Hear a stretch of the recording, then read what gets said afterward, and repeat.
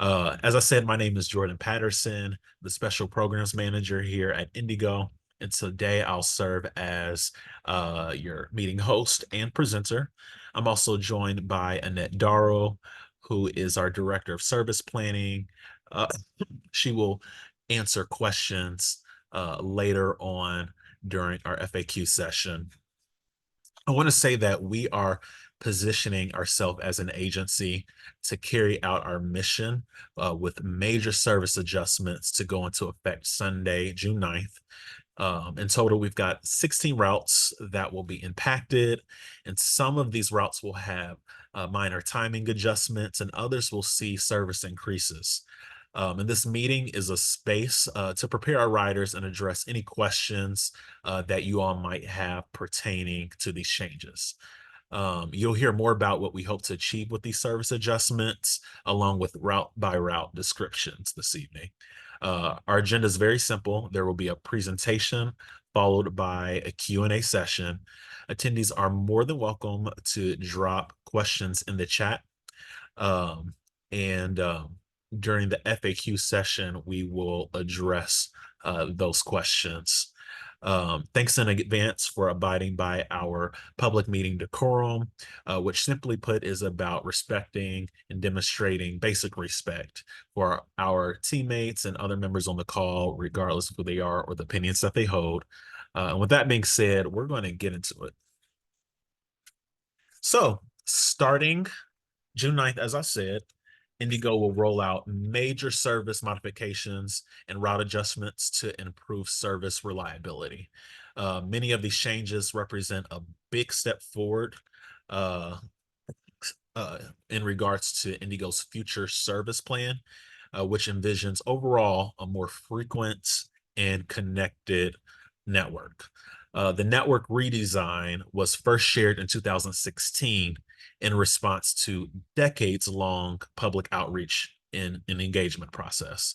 And then IndyGo's future service plan, the 2027 transit network, adheres to the vision previously developed and reflects the changes in how people travel. Uh, Previous efforts to activate these changes came to a halt during the COVID-19 pandemic, but we revived the plan with the adoption by the board in last year of the 2027 transit network. I said last year, but that was November of 2022. Excuse me. But this update was informed again by several months of additional outreach, public engagement, listening to the community, and making sure that we were on the right track. And so, in short, we are putting our foot on the gas. Um, we are putting our foot on the gas and we're moving forward with implementing the network redesign as a phased approach over the next several years. And so what you'll hear tonight is more about implementation and information. We want to share with you what we are doing based off of the feedback that has already been received.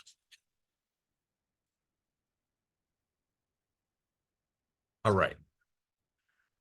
So the following routes will be experiencing changes at this stage, and that includes routes 2, 5, 6, 8, 10, 11, 19, 21, 24, 25, 26, 28, 34, 37, 38, and the red line. The following routes will undergo service increases. We're really excited about providing service and frequency increases. The routes that will be experiencing this is routes 2, 10, 11, and 25. There will be routes that undergo minor timing adjustments to provide better on-time performance. And those routes are as follows: 5, 19, 21, 24, 26, 28, 37, 38, and route 90. And with those timing changes, I do want to draw special attention to routes 19 and 37. Um, Sunday service will experience schedule adjustments at the transit center, with buses arriving 15 minutes earlier than the current times for, again, routes 19 and 37. or Sunday service. Um, and then the following routes will undergo alignment adjustments. And we'll get into what these alignment adjustments are, but that's 6, 11, 25, and 34. And then Route 8 alignment will be temporarily adjusted to follow the current detour along Washington Street from Avenue to Holt Road for the Little Eagle Creek Bridge replacement. So there's some work going on. There's a detour in place, and this um, temporary alignment will allow for us to get around that work. But let's kind of talk through the service increases. So if you currently ride Route 2, you should be excited because buses that were coming every hour will now be coming every 30 minutes. If you ride Route 10, 20-minute frequency will be increased to 15-minute frequency in core areas and increases to 30 minutes from 40 minutes on the west side. So we're really excited about that. If you ride Route 11, trips that were coming every hour and a half will now be coming every 30 minutes. I'm going to say that again because that's something to celebrate. Trips that were coming every hour and a half will now be coming every half hour.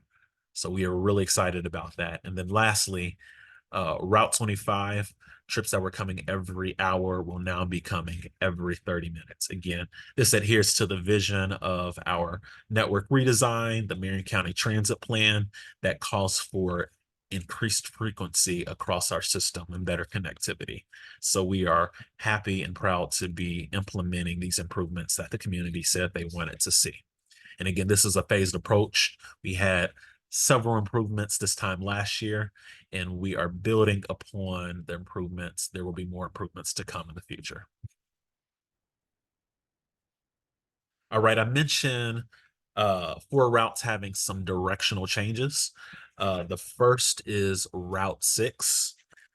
Instead of its previous path on Montcalm Street and 18th Street, Route 6 will travel from downtown to Indiana Avenue west for 1 block along 16th Street, then turn north onto Harding Street.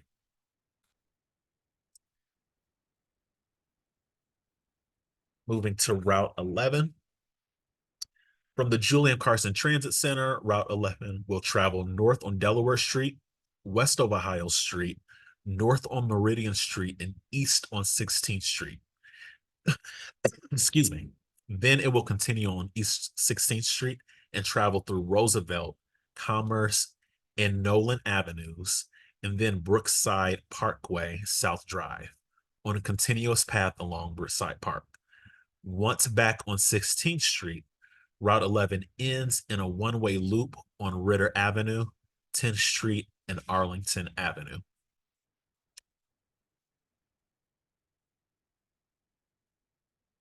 Next, we have Route 25. Instead of northbound service on Illinois Street and southbound service on Capitol Avenue, Route 25 will travel in both directions on Meridian Street and Ohio Street to and from the Carson Transit Center. And then lastly, we have Route 34. At its northern terminus, Route 34 will take Township Line Road instead of Knob Road. So some minor adjustment there. It is really important for us to be there for riders, support riders for any sort of service changes, which is why we are having this meeting. But we are also encouraging riders to view updated schedules online that have been made available this week. Printed maps are also going to be available at the Transit Center this week. Where there are route alignment adjustments or bus stop removals, riders can expect to see signage at affected stops. That signage looks like what you see on the screen right now. And then if riders need assistance planning trips, they can use our trip planner or they can call our customer care center. Their number is 317-635-3344. I'm gonna do a shameless plug. In January 2024, IndyGo extended the $3,000 signing bonus incentive and increased starting pay for coach operators and mechanics. So we're really excited to have extended this $3,000 signing bonus. But now those two positions are getting paid more than they ever have in the history of IndyGo. Coach operators, after training, are now making $23 plus an hour, with a nearly $47,800 starting salary for bus drivers and a starting pay of nearly $62,400 for mechanics in their first year. And I have to say that we are an equal opportunity employer as well, and do have a second chance opportunity. If you know someone or also are someone who are looking for meaningful employment, looking to make a difference here in the city of Indianapolis and help move our city forward, understanding that transit is essential to people living and improving their lives, then you should work here. I also want to call out that we do have opportunities to talk with IndyGo staff this week. This was very formal. We've got a formal presentation tonight, but if you just want to chop it up with one of our staff members, we will be at the Transit Center on Wednesday and Thursday of this week from 6 a.m. to 8 a.m. and then 3 p.m. to 5 p.m. Again, 6 a.m. to 8 a.m. and 3 p.m. to 5 p.m. Our goal was to meet riders where they are. Those times at the transit center is where we see a lot of foot traffic. Their peak hours as people go to and from. And so we want to meet them where they are and address questions and prepare our riders for these changes that are happening on June 11th. So if you have the time, if you have questions, we want to address them on the call, but feel free to stop by. And with that being said, we will address questions.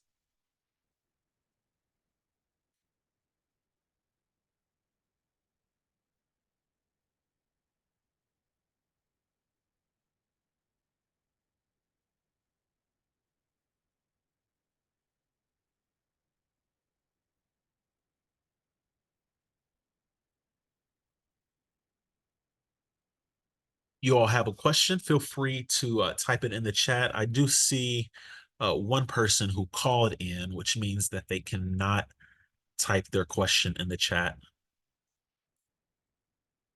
So I will allow that person to talk. If everyone else who has joined the meeting virtually can put their question in the chat. You do have one anonymous attendee who asked the question, is there still a plan to increase frequency on Route 6 to 15 or 20 minutes? I recall seeing that in an earlier version of the transit plan.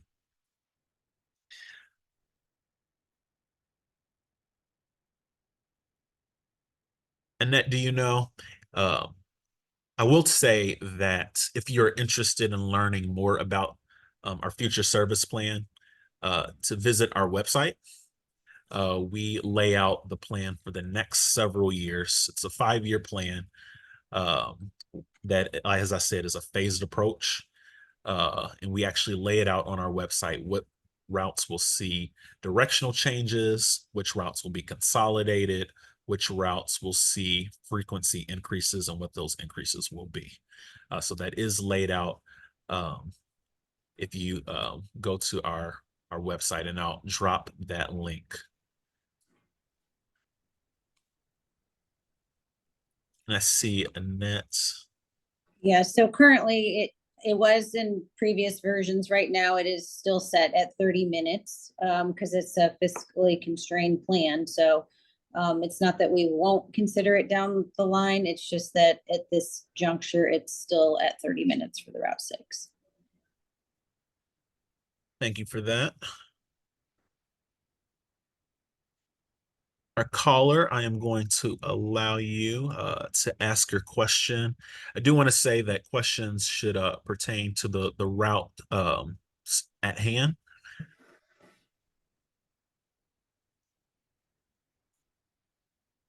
Hello, caller. What is your question? Yes, you mentioned there would be changes on the 24, but then when you went into the details, I did not hear you mention that route. Thank you. Thank you for your question. Route 24 will be one of the routes that will undergo minor timing adjustments. And so it is not a significant time change. And so we just encourage you to pick up new routes, your new route, to see when the bus will be coming. But those timing adjustments, those minor timing adjustments, are for the purpose of providing better on-time performance and better reliability. So no significant change to Route 24. Thanks for your question.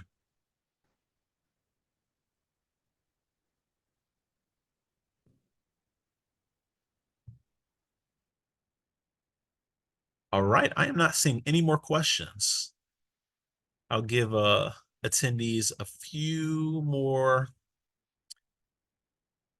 one more minute to submit questions, and then you all can enjoy the rest of this beautiful afternoon.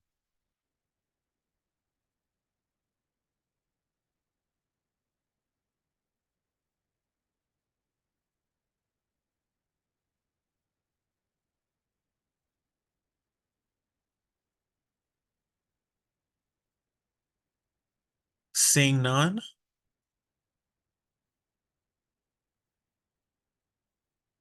again, our team will be at the transit center this week to chat with riders about what these changes hold. Oh, we do have one more question.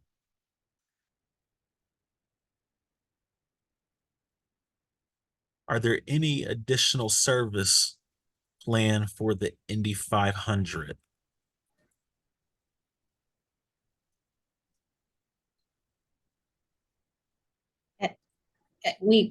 I can answer it if you want. We do not, because we are restricted from entering the travel zone. They have a zone around the track, or not track, it's much wider than that, but we are restricted from entering that. So we will actually have a number of detours, which unfortunately is not what we hope for, but that's just the reality of what we're allowed to do on the streets during the race.